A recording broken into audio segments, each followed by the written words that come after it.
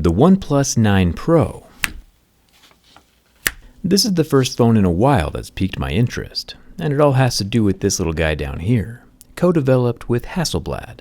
Now, usually I don't pay a whole lot of attention to these little joint ventures, since I usually see them as a marketing gimmick, where one brand is trying to mooch off the popularity of the other brand, without much actual improvement to the consumer.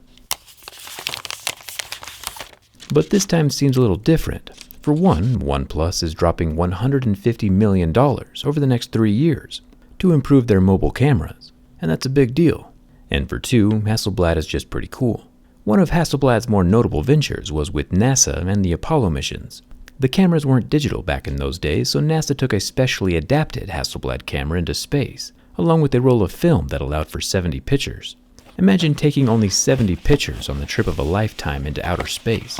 Nowadays, people take about 70 pics to get a decent bathroom selfie. During the Apollo 11 mission to the moon, after the cameras had taken their pictures, they hoisted them up the ladder, took out the film, and then tossed the camera bodies back behind to the moon's surface to save weight on the return trip back to Earth. During all of the Apollo missions, a total of 12 Hasselblad camera bodies were just tossed out and left behind on the moon's surface. Normally we frown on littering, but I guess we can make an exception in extreme situations. Speaking of which, let's hope this OnePlus 9 Pro survives the durability test. Let's get started.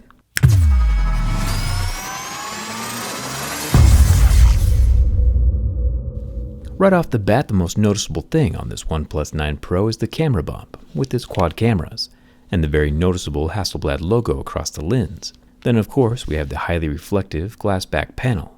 The coolest part of this phone is obviously going to be those cameras, but like usual, let's start with the screen. And once again, OnePlus has been nice enough to pre-install a rather nice plastic screen protector. Can't complain about that. As I scratch through the different levels of Mohs hardness, we're able to tell what the screen is made from. Plastic would scratch at a level 2 or 3, glass would scratch at a 5 or 6, and a sapphire screen would scratch at an 8 or 9. Word on the street is another sapphire screen phone was just released, and I'm going to try to get my hands on one. But as we can see, the OnePlus 9 Pro is made with Gorilla Glass, and scratches at a level 6 with deeper grooves at a level 7. Pretty normal. The front camera is a hole punch, and sits in the top left corner of the phone. It's got 16 megapixels, and is protected by that front glass. There is a plastic speaker grill covering the earpiece slot. This also doubles as one of the 2 stereo speakers, and the phone has pretty minimal bezels going all the way around the screen. One thing I do like about silver phones is that they are less prone to showing scratches, since the metal is also silver on the inside as well. After seeing the ROG phone, this antenna line makes me nervous. The power button and mute slider are both made from metal. I think every phone should have one of these. The top of the phone is pretty vacant. Just one of those noise-canceling mics up here. Then we have the volume rocker running down the left side, also made from metal. At the bottom of the OnePlus 9 Pro, we have the second stereo speaker slot, the USB-C port, and the single SIM card tray. It does have a red rubber ring around the opening. The phone is officially IP68 this time around, but we'll have to check out the rest of the ingress points from the inside during the teardown. The back glass panel is super smooth this time around, no frosted glass or etching, just a soft smudge collecting piece of glass. If you're trying to keep your fingerprints on the down low, there's always robot camo from D-brand. The nice thing about skins is that you can switch them up whenever you want, and it's like getting a totally new phone. Robot camo is kind of fitting for the OnePlus 9 Pro, since there are more robots than humans in space at the moment. I'll leave a link down in the description so you can customize your own phone. Let's talk a little bit more about this Hasselblad camera setup. I feel like smartphones in general have been doing small quirky things to stand out lately. But I'm hoping that OnePlus's huge investment into the mobile camera will bring some legitimate improvement to the space. Since this is the first phone constructed during the partnership, Hasselblad has contributed software improvements, color tuning, and sensor calibrations. But no physical hardware just yet. Up at the top we have a 50 megapixel ultra-wide camera, which does have a sensor that's 3 times larger than the iPhone 12 Pro Max's, but who's counting? Then we have the main 48 megapixel camera, which can do 12-bit RAW images and 8K video. To put that into perspective, this camera can capture 68 billion colors, while the screen can only display 1 billion, which is crazy. The extra information is still utilized, of course, for picture editing and better quality in general, even if it's not visible on the screen. It's just interesting to see how far cameras have come.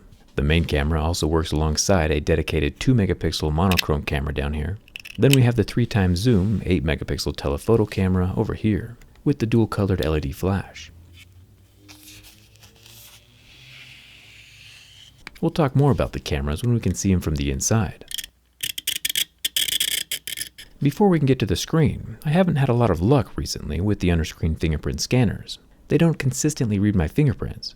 So I'll get the OnePlus 9 Pro set up, but then give it a nice coating of level 7 deeper grooves. The scanning location is optical, as you can see from the light that helps illuminate my fingerprint for the underscreen camera. It's also positioned very low on the screen, which is interesting. But it does still work every time. No complaints here. Now for the screen. The OnePlus 9 Pro is packing a 6.7-inch 1440p 10-bit display, meaning it's got those 1 billion colors we talked about earlier. Most cell phone screens do not. Plus, it's got the 120Hz refresh rate with a touch sensitivity rate of 360, which is even faster than the ROG Phone 5 gaming phone. May he rest in peace. But the most important thing of all, and the reason you're all here, is that the AMOLED screen can last 40 seconds under the heat from my lighter, which is good because that was a lot of information to communicate.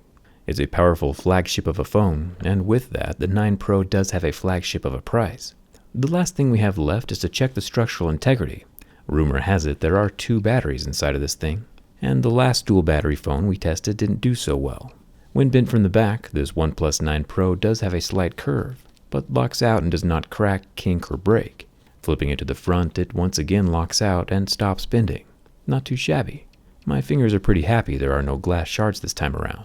The OnePlus 9 Pro passes my durability test. I'm looking forward to seeing what this Hasselblad partnership brings to the camera space.